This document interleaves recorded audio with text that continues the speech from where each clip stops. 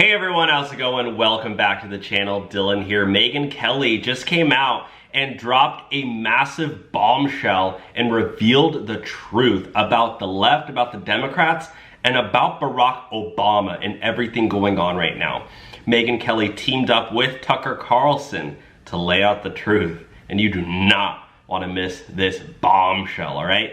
So, before we jump in, make sure to like the video, subscribe to the channel, and comment your thoughts down below. Let's jump in. This is Megyn Kelly and Tucker Carlson. It did make it more ambiguous, and some objected, saying, why would we take this out and make it less clear that we're not trying to protect pedophiles? In any event, it remained out, and Tim Walz signed that bill.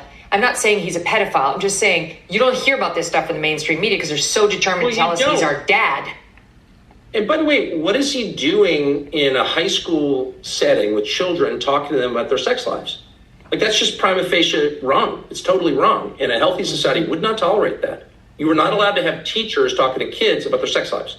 And I don't care if you're saying, oh, they're bullied. Okay. But you're still, adults are not allowed to get involved in the sex lives of children unless they're the parents of those children. Period. He started the LGBTQ alliance. I just disagree with the entire thing. The gays. Tim Walz started the LGBTQ alliance in his school? Are you joking? Straight alliance. Like, are you an anti-gay bigot? Well, of course I'm not an anti-gay bigot. I am just against, across the board, creepy teachers talking to other people's children about those children's sex lives. That is, yeah, 5, 6, 7 years old, they start learning about this and that, and these young kids are super impressionable. They're gonna come home. It's like Rob Schneider said, when you take your kid to school in Los Angeles, they go to school a boy and they come home a girl. Totally wrong. And that is, I think that's criminally adjacent. Actually, I think it's a crime. And I don't think any normal father would put up with that. And you sort of wonder, like, where are the dads here?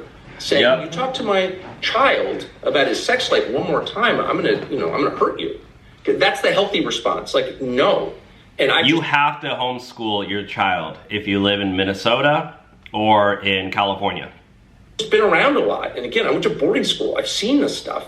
That is totally wrong. And who would do that?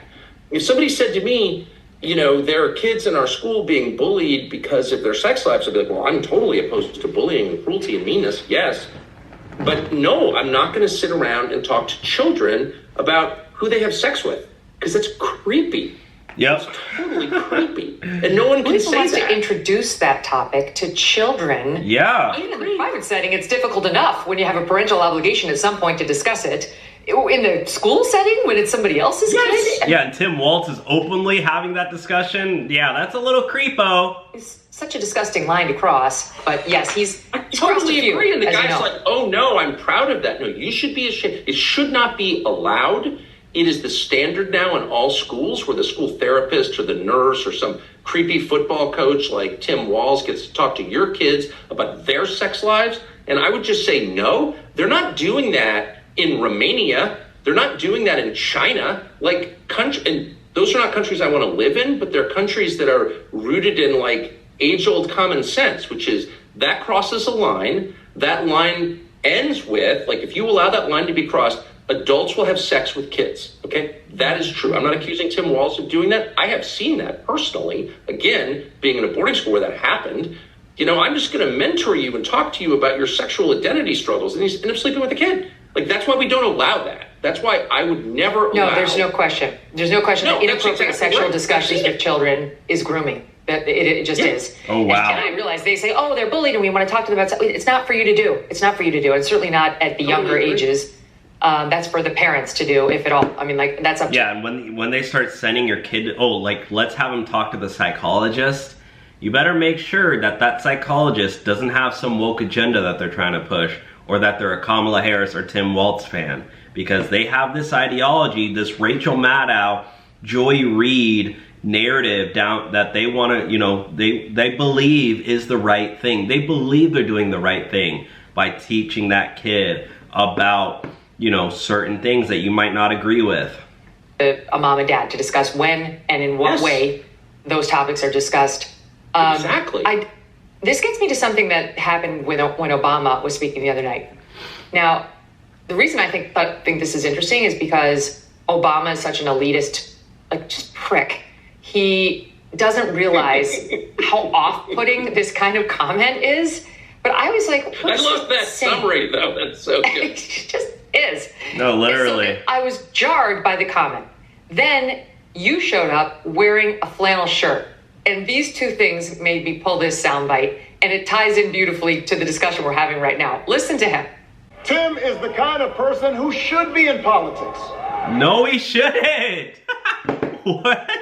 This dude has no investments. He has no retirement account. He doesn't own a house. He doesn't know. He was proudly saying that I don't know what an investment. What is it called? I don't know what a investor does, or a banker. I forget what it was, but he was like, I don't even know a venture. Yeah, he said, I don't know what a venture capitalist even does. Ooh, vote for me because I don't know jack shit about the economy. Vote for me, I'll run the economy. Born in a small town, served his country, taught kids, coached football. Which he lied about. Took care of his neighbors. Neighbors probably thought he was the neighborhood creep. He knows who he is, and he knows what's important. You can tell those flannel shirts he wears don't come from some political consultant. They come from his closet, and they have been through some stuff. Yeah, through some creepy stuff, for sure.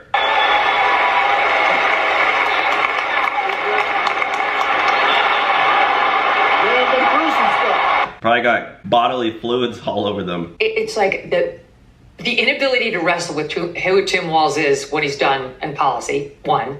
And number two, like, look at the flannel. I mean, he's middle America, all right. Look at him in his flannel. This says Obama in his $4,000 suit. It's also silly and superficial. So Obama likes his clothes. Okay. Dude, what? You know what I mean? This is a guy who let the biggest city in his state burn, whose wife said she enjoyed it. And she goes, I like to open up the windows and smell the rubber burn. Turn the page. Yeah, you want to get creeped out? I know Halloween just passed, but if you want to watch a horror movie, just type in Gwen Walz. That's Tim Walz's wife. That will give you nightmares. Breathed deeply of the burning rubber, kept the windows open to do it. These are sick people. But more than that, like, if that's true, if the Democratic Party is the party of working people, then how come none of the working people are voting for Democrats anymore?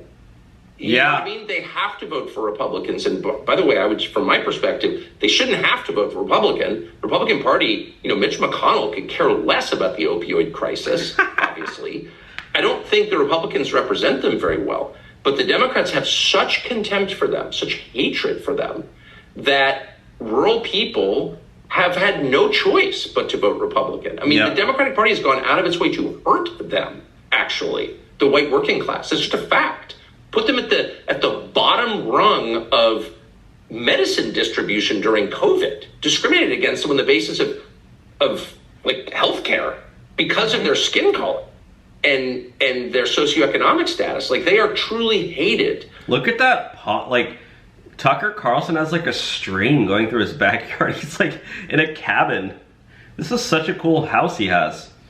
Anyways, I really think Tucker Carlson is way more of a manly, masculine guy than Tim Walz would ever dream of being. Tucker Carlson is what Tim Walz like pretended to be like. Exactly.